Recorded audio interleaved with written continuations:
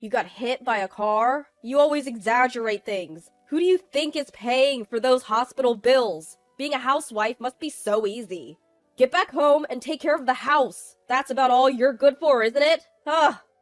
The man laughing at me over the phone is sadly my husband, the man I once vowed to spend my life with. Just a few hours ago, a car hit me while I was walking, and I was rushed to the hospital. My husband's first words to me after hearing from the hospital were just that. No husband should ever say things to his wife who just had an accident. But in a few minutes, he would go from laughing to looking pale. My name is Olivia. I'm 40 years old. I've been married to Benjamin for 12 years. As for our relationship... Hey, you're the housewife, right? What's up with this breakfast? Can't you do better? He takes his bad moods out on me, especially in the mornings. On the table are pancakes, coffee, and bacon and eggs. I didn't skimp on anything. Alright, I'll be more careful. Weren't you supposed to leave early today? After years of living together, you learn how to brush off your spouse's moods. He grumbles, but finishes his breakfast and rushes out the door. Finally, I can start my own meal. Lately, he's been increasingly arrogant. I could divorce him, but there's one reason I don't. Don't you get annoyed, Mom? I don't want to marry someone like Dad. The reason is our daughter Emily, who's sitting across from me. She's only 10, but acts much older. Sometimes we talk like friends. He has his good points. He works hard every day, and I'm grateful. But his attitude sucks. He's making fun of you. I calm my angry daughter and send her off to school. I won't lie, I've thought about divorce. This goes back to when Emily was in kindergarten and got the flu for the first time. She had a high fever and was coughing badly. My husband said, "Emily, I have an important meeting tomorrow. Don't get me sick." What? Our daughter is suffering and that's all you have to say? He retorted. Why did she get sick if she got vaccinated? Did you take her to a quack? I gave up expecting anything from him that day. There's more to this story. It's hard to prevent spreading illness at home. A few days later, I was the one with a high fever. Hey, can you take me to the hospital? I think I caught Emily's flu. I texted him because it hurt to talk. Surprisingly, he replied right away. Wow, you're really useful. Get ready for the hospital. I checked my phone to see. Can't. Call a cab. I might go to my parents' house. I clenched my phone so hard it could break. I get that he can't just leave work. If you suddenly take time off from work, other people will also be inconvenienced. Still, isn't there a kinder way to say it? I glanced sideways and saw Emily, her fever down, sleeping peacefully. I passed out, relieved that at least she was okay. How long did you sleep? When I woke up, I was in a hospital bed. Olivia, are you okay? My mom and Emily were beside me. Mom said to me as I was dazed, You called and then Emily was screaming, Help, Mom! We were so worried. Didn't you call Benjamin? That's right. Mom came and helped me get to the hospital. Turns out I had the flu and was slightly dehydrated. I had an IV in my arm. I thanked my daughter Emily, who was back to her usual self. Emily, did you call Grandma? Thank you for helping Mom. Seeing her blush made me tear up. Just then, Benjamin burst into the room, out of breath. Olivia, are you okay? Mom must have called him. He was out of breath, probably from running. Benjamin, didn't you notice Olivia was feeling off this morning? What would have happened if Emily hadn't called? You need to pay more attention to your family. Mom was choosing her words carefully, but she was angry. I'm sorry, I didn't realize it was this bad. Don't apologize to me. Apologize to Olivia and Emily. Mom spoke gently, perhaps reassured by my husband's remorseful look. I was angry, but seeing him genuinely sorry made me forgive him. His attitude improved a bit after that, but he still belittled me sometimes. And for the past year, I've had another concern. I've started a fixed deposit account through a friend who works at a bank. The interest rate is good, so cut back on spending, okay? Like Emily's dance classes. Do we really need that? Hold on, why are you making such important decisions without me? And Emily is not quitting dance. She was shy, and it's the first thing she wanted to do on her own. I couldn't help but get emotional. Emily had said she wanted to dance like the performers we saw at an event when she was in 2nd grade. That's how we started. She's made lots of friends and become more outgoing since she started dancing, especially with Mia, who's the same age. I'm also friends with Mia's mom. Despite this, Benjamin said, You wouldn't understand complicated financial stuff. But fine, Emily can continue her lessons. Just manage the budget. I quit my job after Emily was born, but it wasn't my choice. I used to work as an office clerk. After maternity leave, I returned to work only to get frequent calls from the childcare center because Emily was sick.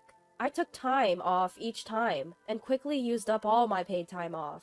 Can you pick up Emily sometimes? It's hard for me to take time off. I asked Benjamin for help. I thought it was strange to ask such a thing, but he joked. Me? No, guys at my work leave early for childcare. Isn't that the wife's job? I was stunned. There's no such thing as roles, okay? In my family, you're the only wife who works. Your mom stayed home, right? I want you to stay home. That's what I was told, so I quit my job. I was worried about my income, but that didn't mean I couldn't make a living. There are also good points about it. We managed financially, and I was relieved to have more time for Emily and myself. I was also happy to be able to spend more time with Emily. Of course, she also has some bad points. But Benjamin stopped helping at home and acted like he was the sole provider. I suggested going back to work now that Emily is older, but he wasn't interested. Being a housewife is a lot of work. If it were a paid job, it would be worth a lot. He doesn't appreciate me enough. Then a life-changing event happened. Usual time, usual path. I was walking home from shopping, carrying heavy bags. I heard a car horn from behind. I turned around too late. A car was speeding toward me. My bags scattered around me. I fell on my butt in shock and then lost consciousness. When I woke up, I was in a hospital bed. My teary-eyed daughter Emily and Mom were by my side. I feel like this has happened before. Did I get the flu again? Grandma, is Mom losing her mind? Both looked worried as I mumbled in my daze. The attending physician, a woman, spoke gently. Emily, calm down. Your mom will be fine. Olivia, do you understand? You were in a car accident. Apparently, the driver had dozed off. The car grazed my shoulder before crashing into a pole. Had I been a few steps ahead, I probably wouldn't be alive. I was horrified when I heard that story. The room fell silent when the phone rang. Mom took my phone from my bag and put it on speaker. Hey, Olivia, got a call from the hospital. You're fine, right? You're always so sturdy. The room went quiet. He kept talking, oblivious to the silence. Stop exaggerating! Who do you think is paying for this hospital stay? Hurry back and take care of the house. That's all you're good for. Is this how you talk to your wife, who just had an accident? Something snapped inside me. I heard the sound of something snapping inside me. I glanced at Mom, her fists trembling. Are you there? Olivia, answer me! My body tenses up to say something back. I was about to respond when someone else beat me to it. Are you the husband? I'm Melissa, the attending physician. Yes. How's my wife? He seemed surprised, probably thinking he was alone with me. Apparently the same was true of the doctors. Too late for apologies. I heard how you spoke to Mrs. Olivia. She'd be better off without you. He exploded. Who do you think you are? Just a female doctor acting high and mighty. I'm Olivia's attending physician, Melissa. As I mentioned, my daughter Mia attends the same dance class as Emily. Oh, I see. My husband, always wanting to look good, was at a loss for words. Mia's mom is a doctor at this hospital. I'm sure she told her husband, but he probably wasn't listening with her right ear and her left ear anyway. I was planning to divorce you later, but I don't need you anymore. Benjamin, I'm going back to my parents' house after I'm discharged. Don't worry about Emily. Mom will take care of her. Wait, who's going to take care of the house? I felt nothing but disgust for him. Emily chimed in. Who'll take care of the house? What about you? Is there a rule that says you can't do housework? And what you said earlier was disappointing. You're an embarrassment. A pathetic husband who is told this much by his own daughter. But I think your mother-in-law and father-in-law will be inconvenienced by you barging in, right? If you find out, then think again. Mom, who had been silent, finally spoke. Hello, Benjamin. This is Olivia's mom. We don't mind at all. Don't worry about it. She spoke softly, but her eyes were anything but soft. Ah, so you're there too, mother-in-law. But you see, didn't you hear me? I said we don't mind. Remember when Olivia had the flu? I asked you to be more considerate of your family. Is my daughter your personal maid? I thought I sent her off as your wife. Mom's words left my husband speechless. If you have any objections, feel free to visit us anytime. Dad and I will be waiting. He loves his daughter and granddaughter. With that, Mom hung up the phone. I was discharged a few days later with a minor shoulder injury and no head trauma. I moved back to my parents' house and we secretly moved our belongings while my husband was at work. Our home was a mess. Dirty dishes filled the sink and the laundry was untouched. I ignored it all and returned to my parents' house. A month into our separation, my husband reached out. I want to talk.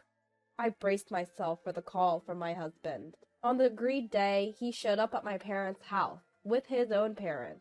As Mom welcomed them in, my father-in-law began to speak. Olivia, stop being stubborn and come home. You're married. It's your duty to support your husband. My father-in-law's outdated views were echoed by my nodding husband. Olivia's dad would agree, right? It's time to let go of your daughter. He laughed as if mocking my dad, just like this parent and this child. My dad's response? Are you serious? If so, I have even less reason to send my daughter and granddaughter back to you. His tone was calm, but his eyes weren't smiling. Wow, Dad is really mad, I thought. My father-in-law's face turned red. Benjamin, I want a divorce. I'm tired of being let down, again and again. When was the last time you thanked me? My husband looked down. I've always tried to support you, Benjamin, but what about you? You keep saying I should be more grateful. Who's going to support me? My husband's ears turned red. Mom chimed in.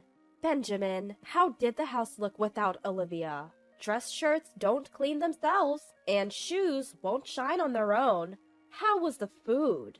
Mom was as angry as Dad. Still, my husband argued. But I'm the one working to support Olivia and Emily. Shouldn't she take care of the house? We were all stunned by his lack of remorse. He glared at me as if to say he wouldn't agree to a divorce. Do you remember blaming me for our tight budget? I was so frustrated that I started working from home. What?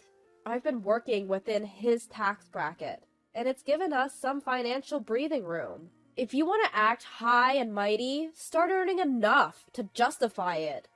My husband sneered at me. You think this is funny? Fine, let's get a divorce. I'd be better off without a woman like you. The next moment, a sharp slap flew through the air. It wasn't from me, nor from my parents, and certainly not from my father-in-law. It was from my mother-in-law, who had been silent all along. Listening to you, Benjamin? Who do you think you are? The words you should be saying to Olivia are thank you for always supporting me. Everyone, including my husband and father-in-law, was stunned by my mother-in-law's sudden outburst. What are you talking about? She's the one who wants a divorce. I've done nothing wrong. Why don't you worry about your son instead of yourself? I'm a human being too, you know. I have my limits, and it seems like I've reached them now. What? Both men were silenced by her forcefulness. Caught off guard, my husband finally agreed to the divorce. We immediately started discussing child support and asset division, and that's when I learned something unexpected. So, how much is in that fixed deposit amount? That's part of the assets to be divided, right? My husband's face turned pale at my casual question. About that. Before he could continue, my mother-in-law shouted, Spit it out!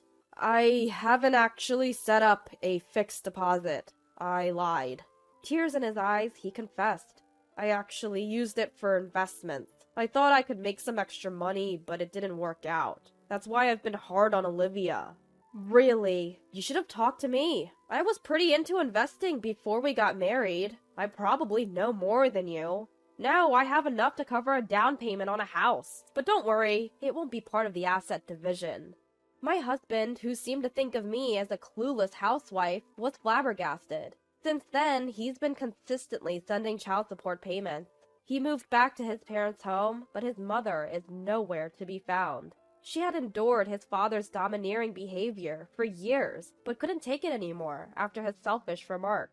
I can't help but chuckle, thinking about the two men struggling in their messy home. That's what you get for underestimating women. Serves you right. Afterwards, I got a job as a medical receptionist through a friend, Mia's mom. I had also earned a medical administration certificate through a job training program, so I'm managing just fine. I love working in this cozy environment. When the divorce was finalized, my daughter Emily said, "Finally! Took you long enough! I'm fine as long as you're here, Mom." I was taken aback, but vowed to live strongly as a single mom.